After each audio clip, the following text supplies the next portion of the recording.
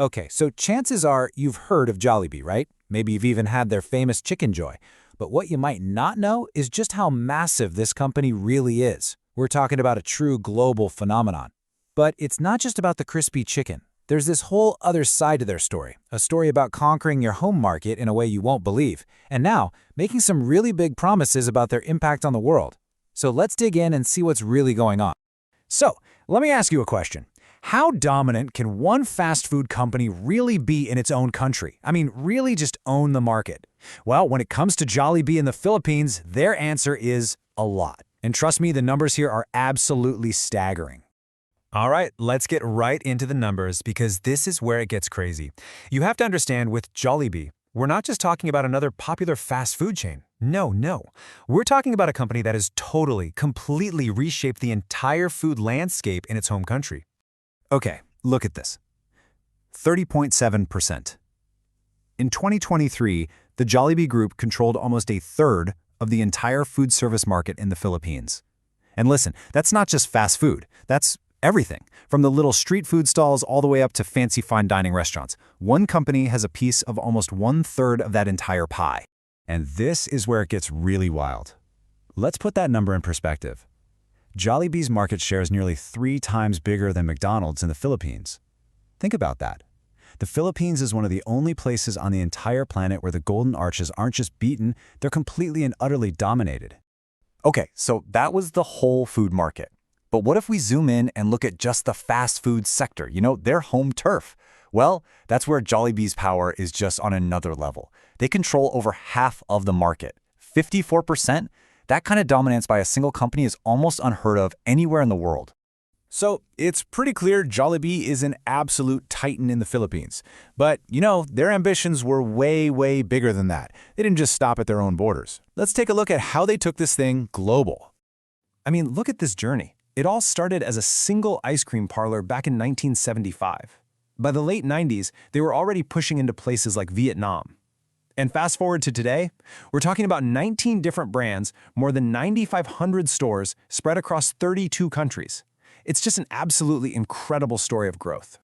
And it's not just about the famous B anymore. They've been really smart about this, buying up other popular brands you might know, like Smashburger or the Coffee Bean and Tea Leaf. So this isn't just random expansion. It's a very calculated, very strategic move to become a true powerhouse in the global food industry.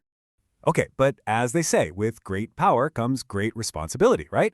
So when you're this big, how do you handle your impact on the world?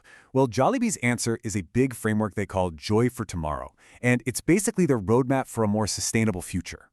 And their CEO put it pretty directly. They said, and I'm paraphrasing here, hey, we're one of the fastest growing restaurant companies in the world, so we know we have a huge role in making a positive impact. I mean, they're not hiding from it. They're owning up to the fact that their size demands responsibility. It's a pretty bold statement, and it really sets the stage for some ambitious goals. So this Joy for Tomorrow thing, they've broken it down into 4 key pillars: food, people, planet, and governance. Let's quickly run through what they're actually promising to do for each one. All right, so those are the pillars: food, people, planet, governance. Sounds good, right? But what does that actually look like day to day? Let's dig into their sustainability report and see the promises in practice. And we'll start with their commitment to people. So for the people part, they highlight stories like this one, about a woman named Noemi Lopez. Get this, she started way back in 1986 on the production line at one of their brands, Red Ribbon. She barely spoke English. 37 years later, she's a team supervisor.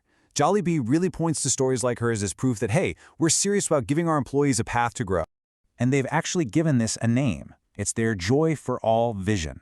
It's their formal commitment to diversity and inclusion. The goal is pretty simple: create a workplace where everybody feels welcome, where their differences are celebrated, and where everyone gets a fair shot at moving up. And they're backing that up with some real numbers. For example, in 2024, they reported providing an average of almost 30 hours of training for every single employee. That's not just talk, right? That's a real, tangible investment in their people. Okay, so what about the planet pillar? Well, they've got some pretty cool initiatives going on here. One of them is this Waste to Soil program. It's exactly what it sounds like. They take all the food waste from their big kitchens, their commissaries, and they have this process to turn it back into nutrient-rich soil. It's a perfect example of what people call a circular economy in action.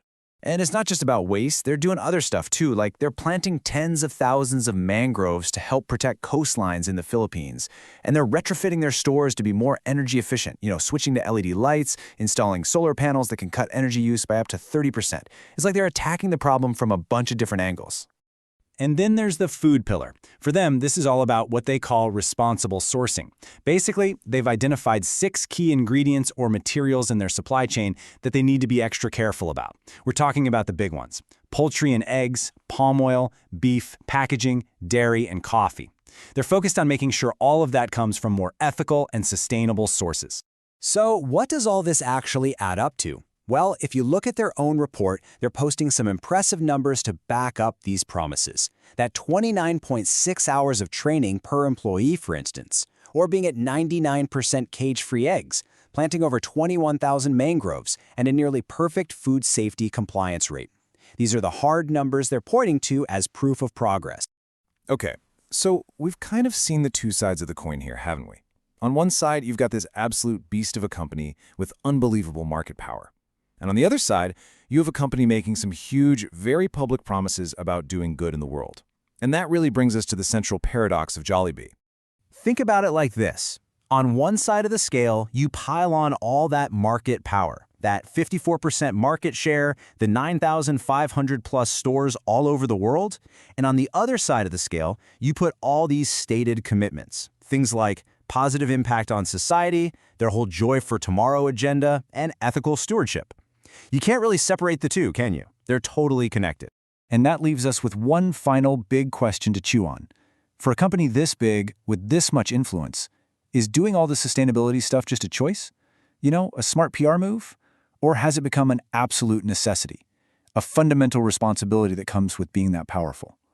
As Jollibee just keeps getting bigger, that's a question that's only going to matter more. What do you think?